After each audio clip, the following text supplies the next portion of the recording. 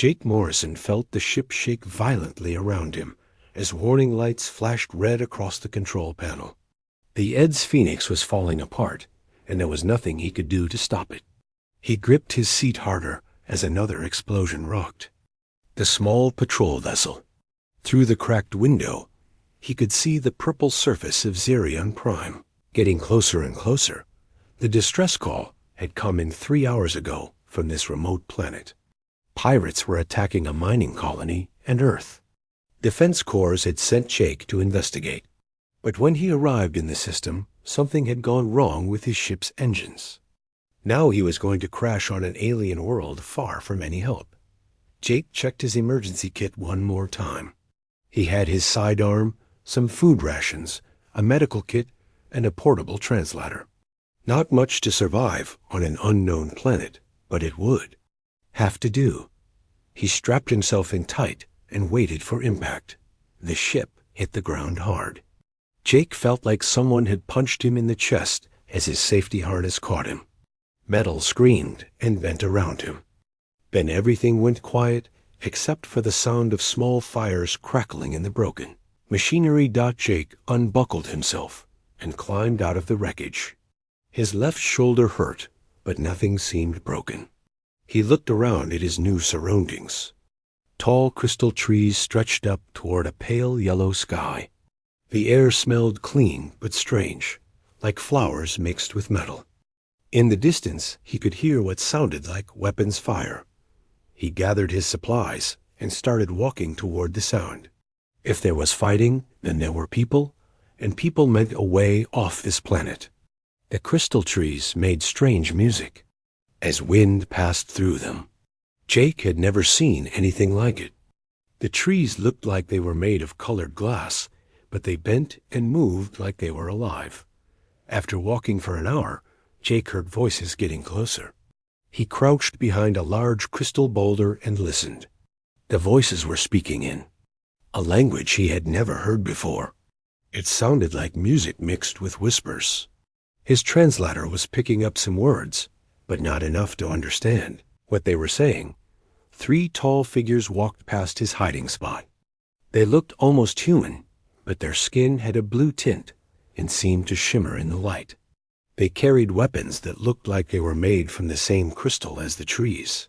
Jake stayed hidden until they were gone, then continued toward the fighting sounds. The battle was taking place in a clearing ahead. Jake could see more of the blue-skinned aliens fighting each other.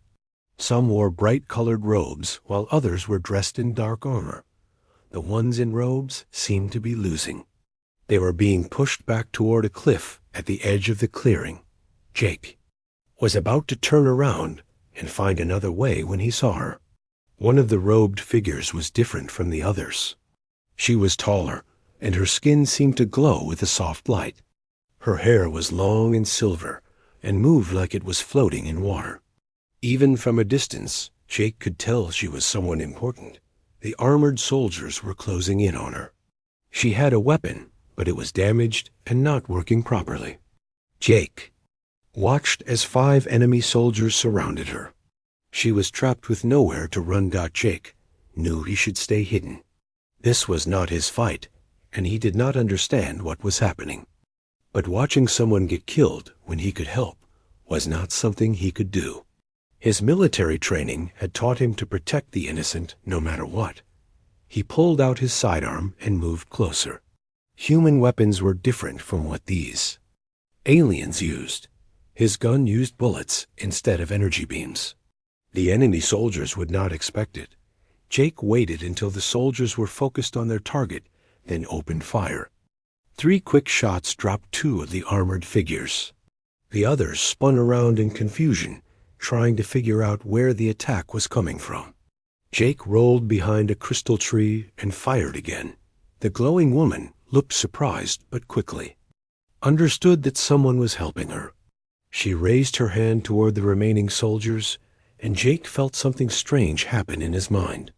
Suddenly, he knew exactly where each enemy was located, even though he could not see them. The woman was somehow sharing information with him, directly into his thoughts. Working together, they defeated the remaining soldiers in minutes. When the fighting stopped, Jake stepped out from behind the tree. The woman looked at him with large eyes that seemed to change color like jewels. She spoke in her musical language, and Jake felt emotions flowing into his mind. Gratitude, curiosity, and something else he could not identify. Jake pointed to himself and said his name slowly. The woman seemed to understand. She placed her hand over her heart and spoke a name that sounded like wind chimes. His translator caught part of it. Queen. She was a queen. The woman, the queen, walked closer to Jake. She moved with grace, like she was floating instead of walking. When she was close enough, she reached out and gently touched his forehead. Suddenly, Jake could understand her thoughts as clearly as if she was speaking English. She told him her name was Lirale, and that she ruled the people of this world. Soldiers who had attacked her were rebels who wanted to destroy everything she had built. The war had been going on for 20 years ever since. The most terrible thing had happened to her. Jake felt her pain as she shared the memory. 20 years ago, rebels had attacked the royal palace. In the chaos, they had taken her baby daughter and disappeared. The little princess had been only 6 months old. Queen Lirale had searched everywhere, but never found her child. The loss had broken her heart and thrown the kingdom into endless war. Jake understood now why she seemed so sad, even though she was trying to be strong. He had seen that same look in the eyes of soldiers who had lost their families in battle. The pain of losing a child was the worst thing that could happen to anyone, human or alien. Without really thinking about it, Jake made a decision that would change everything. He looked into the queen's jewel-colored eyes and told her that he would help her find her daughter. He did not know how or where to start looking, but he made her a promise that he would not give up until the princess was home. Safe. Queen Lirale stared at him in amazement.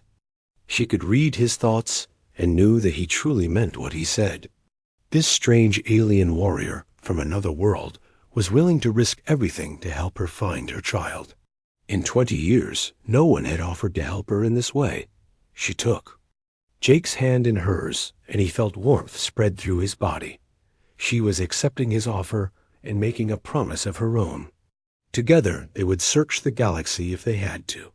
The queen had found an ally in the most unexpected place, and Jake had found a mission that mattered more than getting home. Queen Lirale led Jake through the crystal forest to a hidden cave that served as her temporary shelter.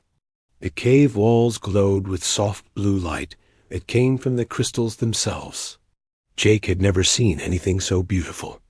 The queen moved around the cave gathering supplies, while Jake tried to understand everything that had happened.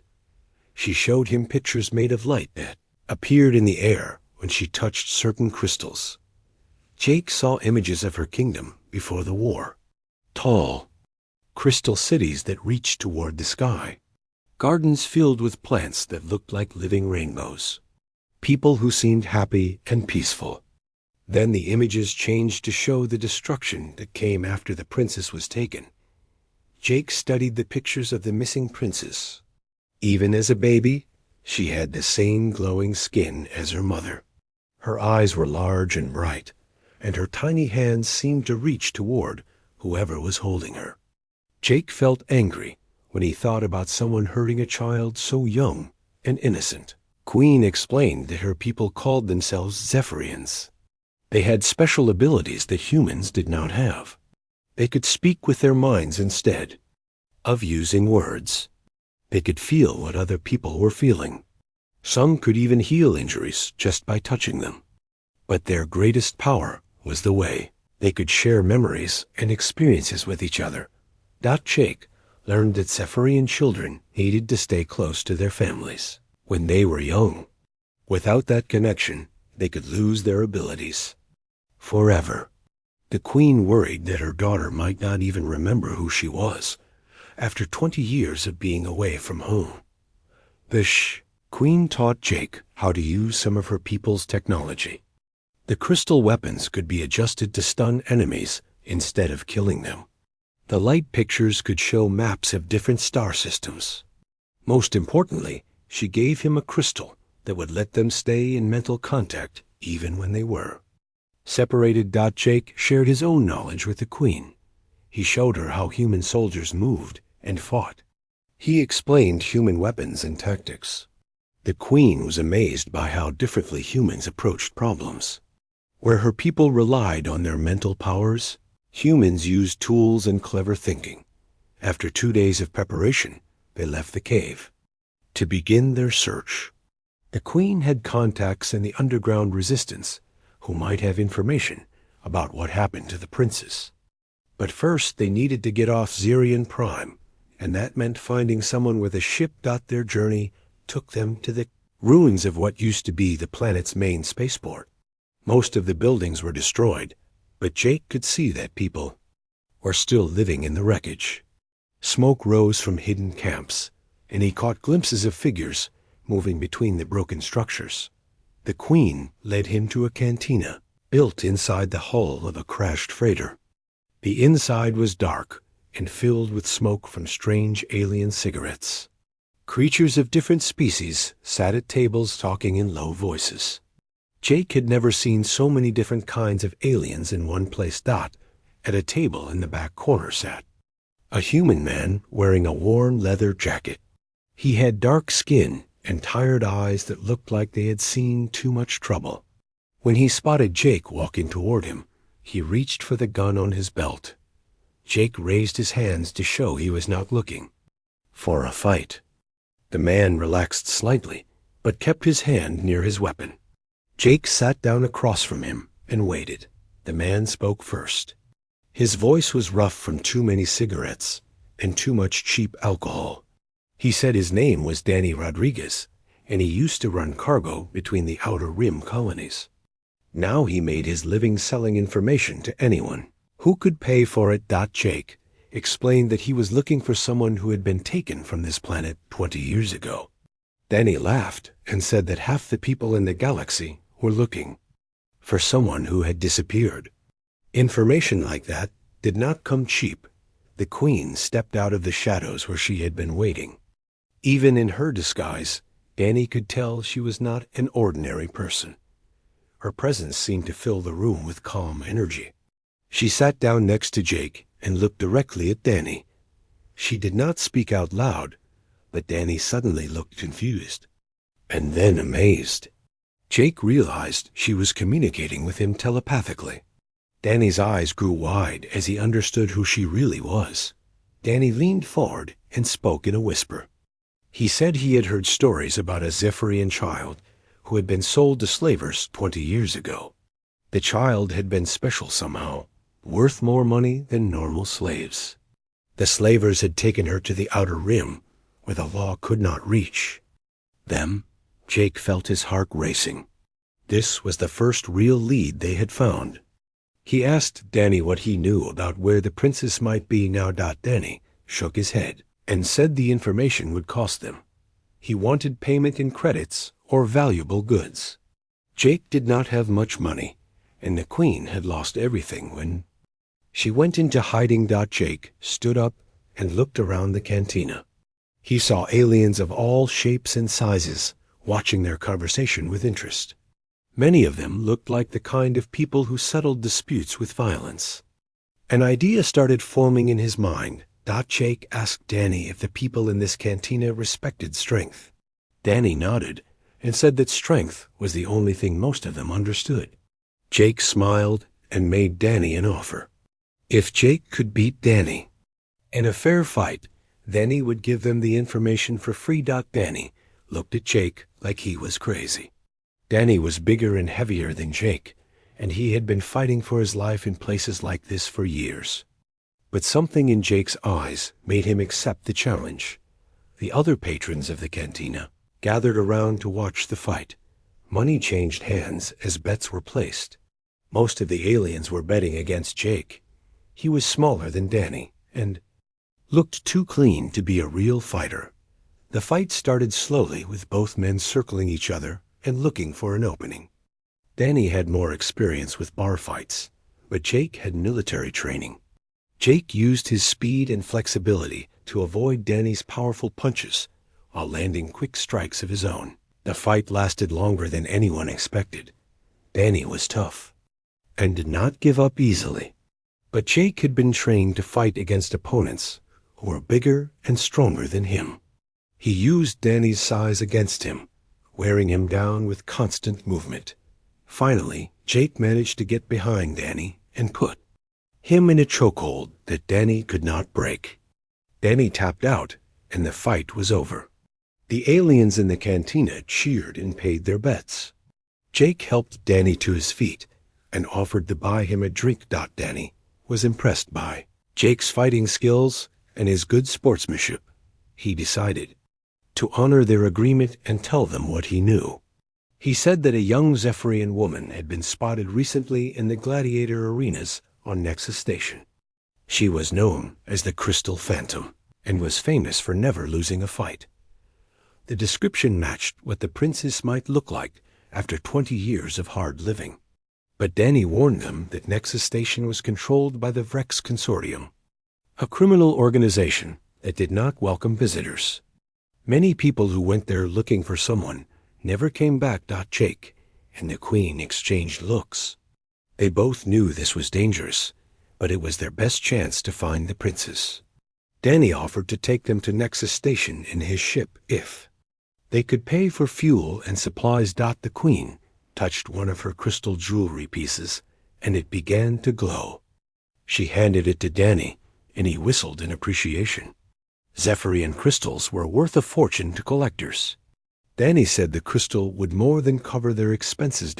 As they prepared to leave, Zarian Prime Jake wondered what they would find at Nexus Station. After 20 years, the princess might not want to be rescued. She might not even remember her real family. But Jake had made a promise to help the Queen, and he intended to keep it no matter what dangers lay ahead.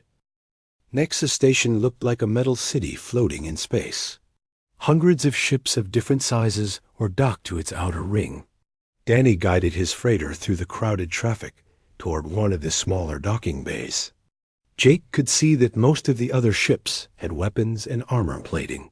This was not a place for peaceful traders. Danny had warned them about what to expect. Nexus Station was run by the Vrex Consortium, a group of aliens who made money from things that were illegal in most parts of the galaxy. Slavery, weapon smuggling, and gladiator fights were all common here. The station security did not care what happened to visitors as long as they paid their fees and did not cause too much. Trouble. Jake and Queen Lirelei had spent the 3-day journey preparing their disguises. The Queen used a device that changed how her skin looked, so she would not be recognized as Zephyrian royalty. Jake dressed like a gladiator trainer and carried fake identification papers that Danny had provided. The plan was simple but dangerous. Jake would sign up as a trainer and try to get close to the fighter known as the Crystal Phantom. If she really was the lost princess, then maybe he could convince her to leave with them. The Queen would pose as his assistant and use her mental abilities to gather information. When they docked at the station, Jake was hit by the smell of too many different species living in a small space. The air recycling systems could not keep up with the mix of gases that different aliens needed to breathe. Everything felt slightly dirty and dangerous. Security guards that looked like giant insects checked their papers and weapons. Jake had to leave his gun behind, but he was allowed to keep a simple knife. The Queen hid her crystal jewelry under pling, clothes that made her look like any other traveling worker. The gladiator arena was in the center of the station. Jake had never seen anything like it. The fighting area was surrounded by seats that went up in circles toward the ceiling. Thousands of aliens were cheering as 2 fighters battled below. Bright lights and loud music made everything feel like a carnival. Jake bought tickets and found seats where they could watch the fights. He needed to understand how the arena worked before he could make his move. The fighters seemed to come from many different worlds. Some looked almost human, while others were completely alien. Then she appeared, and Jake knew immediately that they had found the right person. The fighter called the Crystal Phantom walked into the arena, and the crowd went wild. She looked like Queen Lirelei, but harder and more dangerous. Her silver hair was cut short, and her body was covered with scars from many battles. She moved like a trained killer. Every step was calculated, and every gesture showed confidence. She carried 2 curved blades that seemed to be made from the same crystal as Zephyrian technology. But there was something wrong with her eyes. They looked empty, like she had forgotten how to feel emotions. Her opponent was twice her size, with 4 arms and natural armor plating. The crowd was betting heavily against the Crystal Phantom, but Jake could see that she was not worried. She studied her enemy with the patience of an experienced warrior. The fight began, and Jake watched in amazement. The Crystal Phantom moved, faster than seemed possible for someone her size. She avoided every attack while landing precise cuts that slowly weakened her opponent. She never wasted energy or took unnecessary risks. In 15 minutes, the fight was over. Queen Lirelei grabbed Jake's arm. Even through her disguise, he could see tears in her eyes. She had recognized her daughter, but the recognition was painful. This was not the baby she remembered. 20 years of slavery and forced fighting had turned the princess into something. Cold and deadly. Jake knew they needed to be careful. The Crystal Phantom would not trust strangers easily. Anyone who had survived 20 years as a gladiator would be suspicious of people who offered help. They needed a plan that would get them close to her without raising alarm. After the fights ended, Jake went to the registration office to sign up as a trainer. The clerk was a small alien with too many eyes who spoke in a bored voice. Jake said he was looking for work and had experience training human fighters. The clerk looked at Jake's fake papers and shrugged. New trainers showed up all the time, and most of them did not last long. Jake paid the registration fee and was given a badge. That would let him access the training areas. The next morning, Jake reported to the gladiator compound under the arena. The smell of sweat and fear was everywhere. Fighters from dozens of species were training with weapons or exercising their bodies. Guards watched from elevated platforms with weapons ready. Jake spotted the Crystal Phantom training alone in a corner. She was practicing with her crystal blades against mechanical targets. Her movements were perfect, but there was no joy in what she was doing. She fought like someone who had forgotten why she started. Jake approached slowly with his hands visible. He did not want her to think he was a threat. When he was close enough to talk, he introduced himself as a new trainer. He said he was impressed by her fighting skills and wondered if she needed any help with her training. The Crystal Phantom stopped practicing and looked at him with suspicious eyes. She spoke in a voice that was cold and hard. She said she did not need help from anyone, and that new trainers usually did not last long at Nexus Station. She suggested that Jake find someone else to bother. Jake did not give up. He said he had fought in many battles and might be able to teach her some new techniques.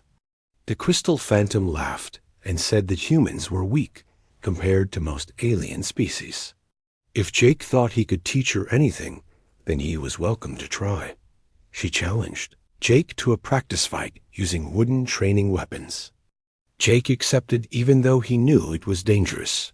If he lost badly, she would never respect him. If he won, she might become angry and refuse to talk to him at all. The practice fight began, and Jake quickly realized how skilled the Crystal Phantom really was. She was faster and stronger than any human and had years more experience. But Jake had advantages too. His fighting style was different from what she was used to. Human military training emphasized adaptability and unpredictable tactics. Jake used every trick he knew to stay alive in the fight. He changed his fighting style constantly to keep her guessing.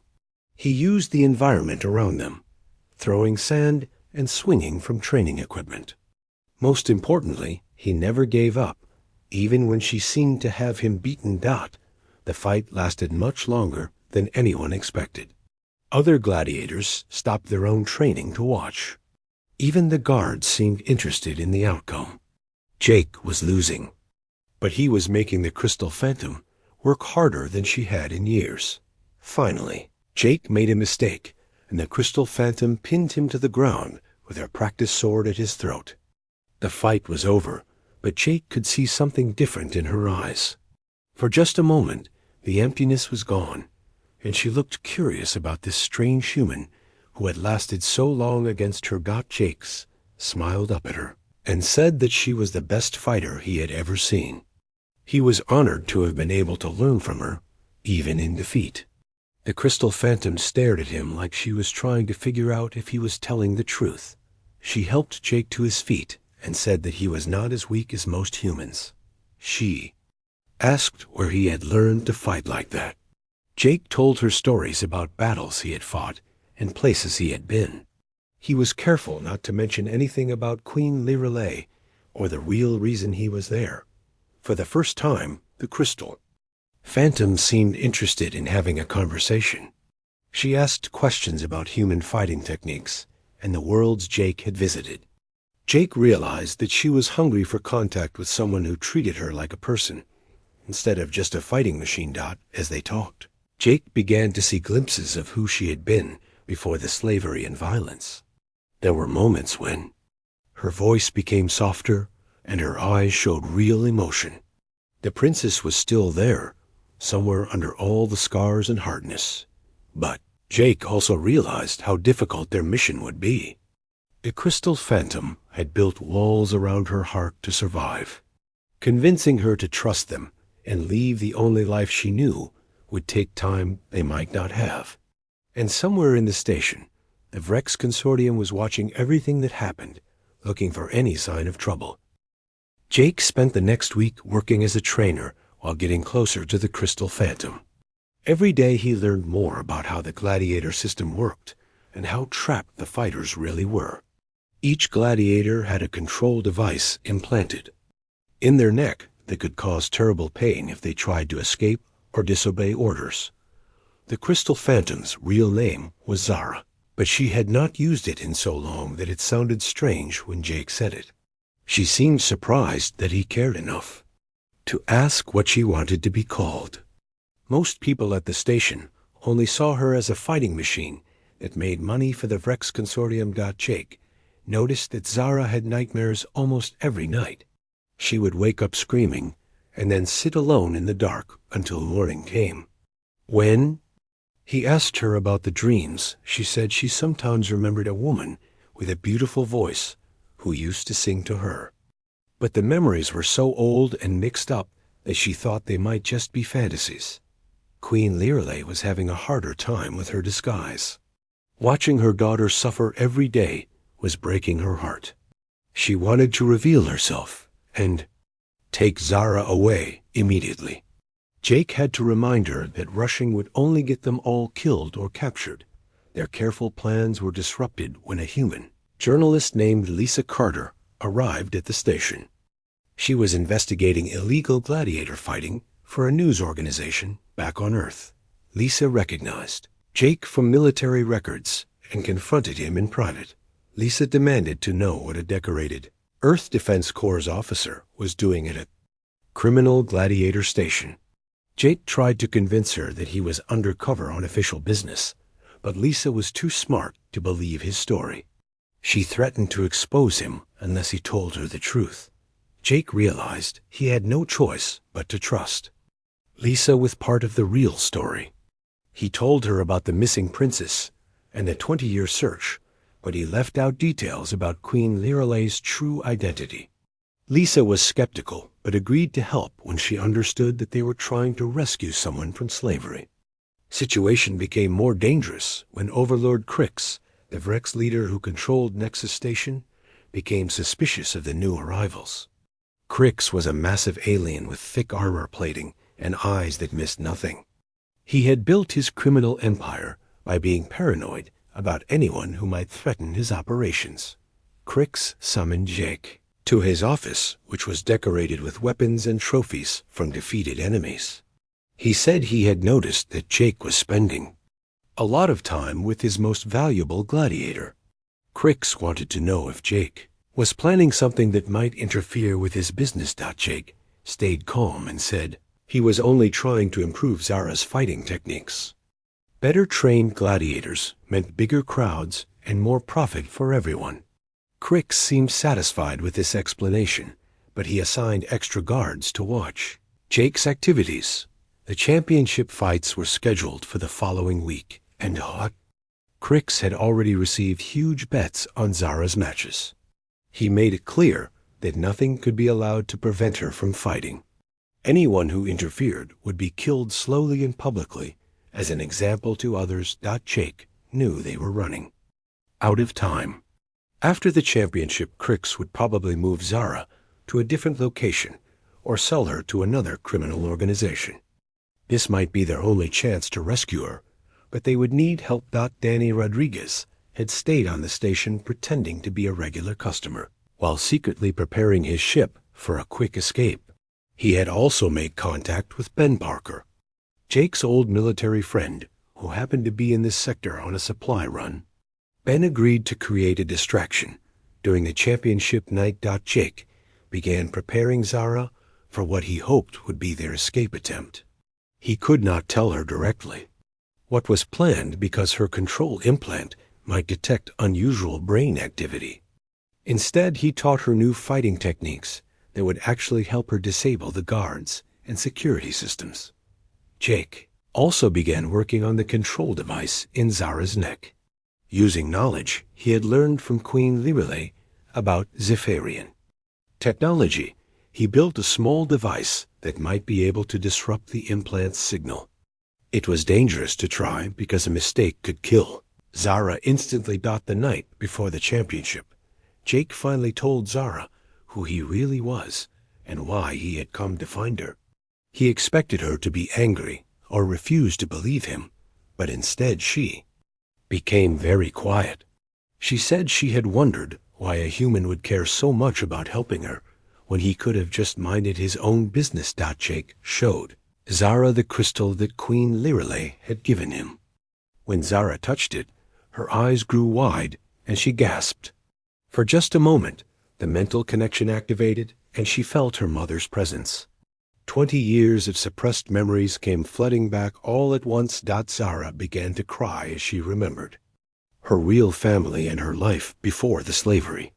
But the memories also brought terrible pain as she realized how much time had been lost. She was not the innocent child who had been taken from the palace.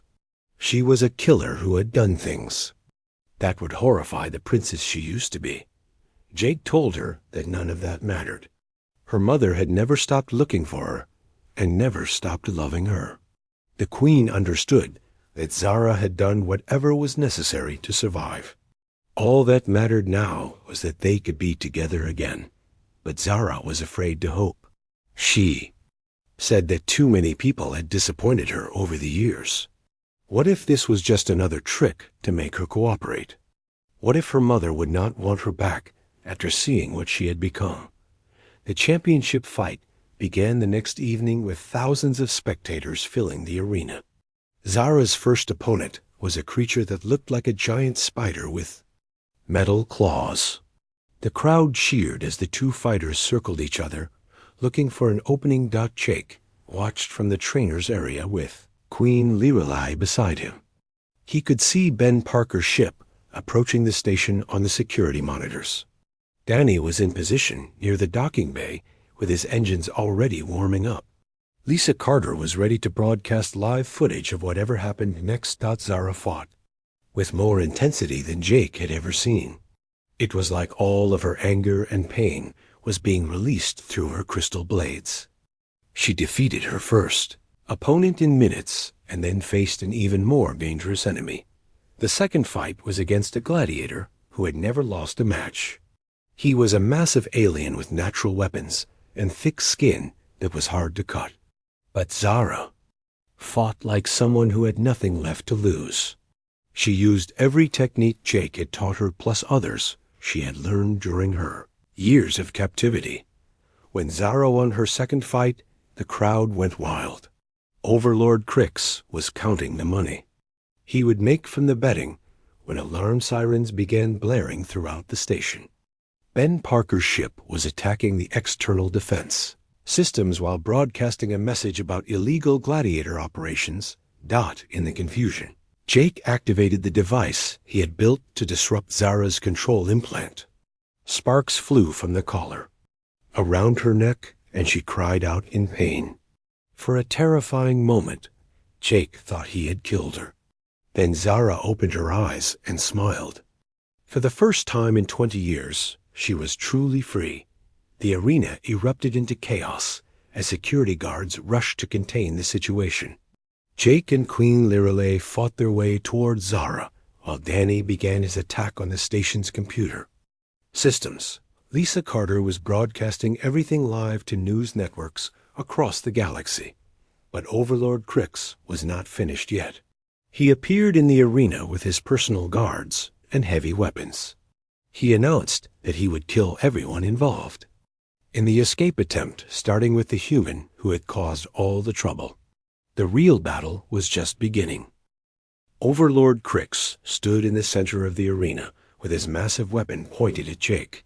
The Vrex leader was angry that his profitable gladiator operation was being disrupted by what he saw as worthless humans and their allies.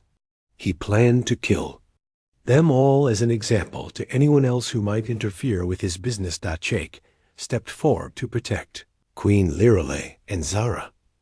He knew his small knife would be useless against Crix's armor and heavy weapons, but he would not let his friends be hurt while he could still fight. Zara moved to stand beside him with her crystal blades ready. Even though she was free from the control device, she would not abandon the human who had risked everything for her. Queen Lirelei threw off her disguise and revealed her true identity. Her skin began to glow with the soft light that marked her as Zephyrian royalty. She raised her hands and spoke in the musical language of her people.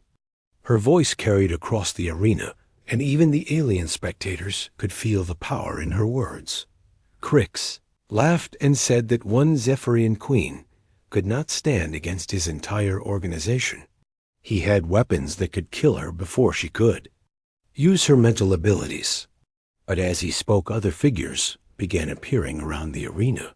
Danny Rodriguez had freed more of the gladiators, and they were joining the fight against their former captors. The battle that followed was unlike anything Jake had ever experienced.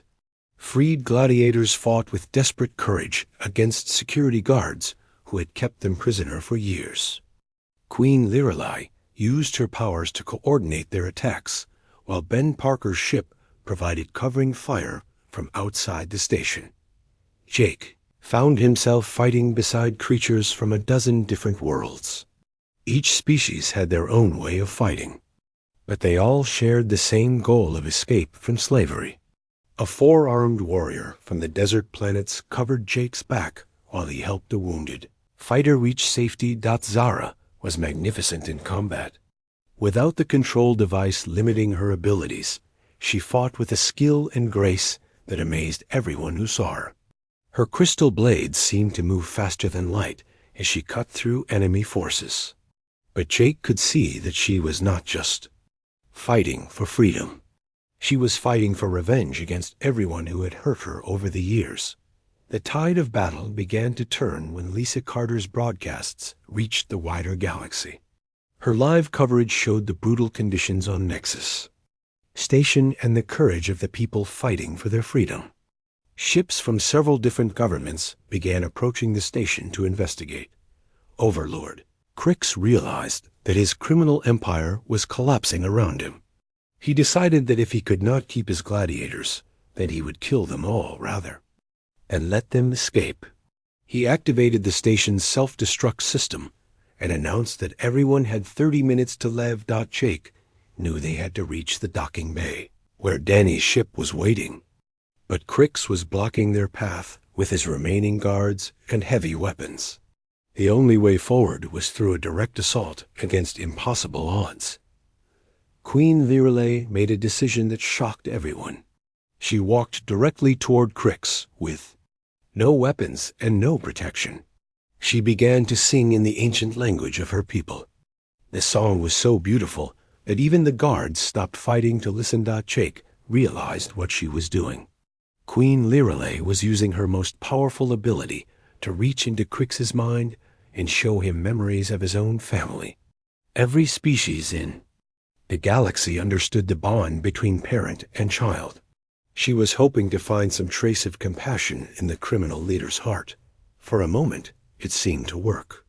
Crix lowered his weapon, and his eyes showed confusion and pain. But 20 years of violence and greed had hardened his heart too much. He raised the weapon again and prepared to kill the queen who had dared to invade his thoughts. Jake threw himself between them just as Crix fired. The energy blast hit Jake in the chest and threw him across the arena floor. He felt his life flowing away as darkness closed in around him. The last thing he heard was Zara screaming his name. Zara's rage at seeing Jake wounded unleashed powers she did not know she possessed. Her Zephyrian abilities, combined with 20 years of combat training, created a force that none of Crix's guards could match. She moved through them like a storm of crystal and light until only Crix himself remained. The Vrex leader tried to retreat, but there was nowhere to run. Zara cornered him against the arena wall and held her blades at his throat. She could have killed him easily, but something made her hesitate. Jake had shown her that there was another way to be strong, besides violence and hatred. Queen Lirelei knelt beside Jake's still form and placed her hands on his chest. Her healing abilities were strong, but Jake's injuries were severe. She poured all of her power into saving the human who had given up everything to help her find her daughter. Zara joined her mother in the healing effort. Together, their combined abilities slowly brought Jake back from the edge of death. As his eyes opened, Jake saw mother and daughter working together for the first time in 20 years. The sight filled him with more joy than any victory in battle. Ever could dock with Jake stable enough to move, they began the dangerous journey to Danny's ship. The station was falling apart around them as the self-destruct countdown continued. Explosions rocked the corridors, and emergency lights flashed red warnings everywhere. They reached the docking bay with only minutes to spare. Danny had the ship ready for immediate departure, and Ben Parker was providing escort protection with his own vessel. As they lifted off from the dying station, Jake watched through the window as Nexus station exploded in a ball of fire. The journey back to Zephyrian space took a week.